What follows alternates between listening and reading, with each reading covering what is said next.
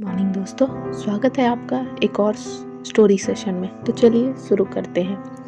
मछलियाँ सालों से जापानियों की प्रिय खाद्य पदार्थ रही हैं। वे इसे अपने भोजन का एक अभिन्न अंग मानते हैं। ताज़ी मछलियों का स्वाद उन्हें बहुत पसंद है, लेकिन तटों पर मछलियों के अभाव के कारण मछुआरों को समुद्र के बीच जाकर मछलियाँ पकड़नी पड़ती हैं। शुरुआती दिनों में जब मछुआरे मछलियाँ पकड़ने बीच समुद्र में जाते तो वापस आते आते उन्हें बहुत देर हो जाती और मछलियाँ बासी हो जाती।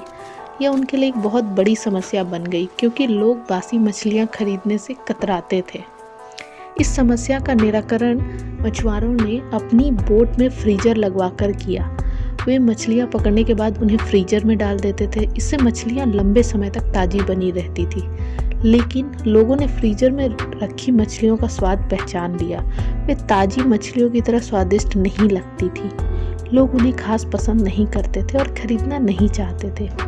मछुआरे के मध्य इस समस्या का हल निकालने के लिए फिर से सोच विचार की प्रक्रिया शुरू हुई।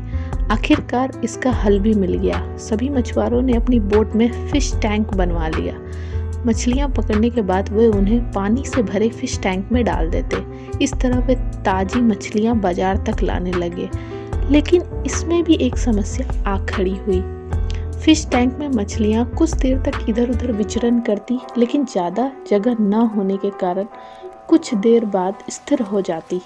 मछुआरे जब किनारे तक पहुँचते तो वे सांस तो ले रही होती थी, लेकिन समुद्री जल में स्वतंत्र विचरण करने वाली मछलियों वाला स्वाद उनमें नहीं होता था।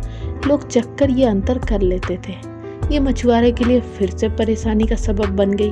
इतनी कोशिश करने के बाद भी समस्या का कोई हल नहीं निकल पा रहा था। फिर से उनकी बैठक हुई और सोच विचार शुरू हुई। सोच विचार कर जो हल निकाला गया उसके अनुसार मछुआरों ने मछलियाँ पकड़कर फिश टैंक में डालना जारी रखा, लेकिन साथ में उन्होंने एक छोटी शार्क मछली भी टैंक में डालनी शुरू कर दी। शार्क मछलियाँ कुछ मछलियों को मारकर खा जाती थी। इस तरह कुछ हानि मछुआरों को जरूर होती थी, लेकिन जो मछलियाँ किनारे तक पहुँचती थी उनमें स्फूर्ति और ताजगी बनी रहती थी। ऐसा शार्क मछली के कारण होता था, क्योंकि शार्क मछली के डर से मछलियाँ पूरे समय अपनी जान बचाने सावधान और चौकन्नी रहती थी। इस तरह टैंक में रहने के बावजूद भी वे ताज़ी रहती थी। इस तरकीब ने जापानी मछुआरों ने अपनी समस्या का समाधान कर लिया। तो इस कहानी से हमें ये सीख मिलती है कि जब तक हमारी ज़िंदगी में शार्क रूपी चुनौतियाँ नहीं आती, हमारा जीवन टैंक में पड़ी मछलियों की तरह होता है, बेजान और नीरस। हम सांस तो ले रहे होते हैं, लेकिन हमें जिंदा दिली नहीं होती।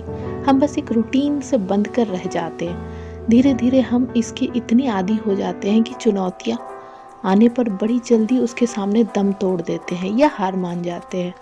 धीरे धीरे चुनौतियों और मेहनत के डर से हम बड़े सपने देखना छोड़ देते हैं और हालातों से समझौता कर साधारण जीवन व्यतीत करने लगते हैं। यदि जीवन में बड़ी और असाधारण सफलता हासिल करनी है, बड़े सपने देखने होंगे। सपनों को वास्तविकता में परिवर्तित करने के लिए कड़ी मेहनत भी करनी होगी। चुनौतियों का सामना करने के लिए खुद को तैयार भी करना होगा। तभी बड़ी और असाधारण सफलता की प्राप्ति आपको होगी। तो इसी के साथ हम इस सेशन को यहीं पे ख़त्म करते हैं। एक और इंटरेस्टिंग सेशन में हम जल्द ही मिलेंगे। तब तक के लिए धन्यवाद।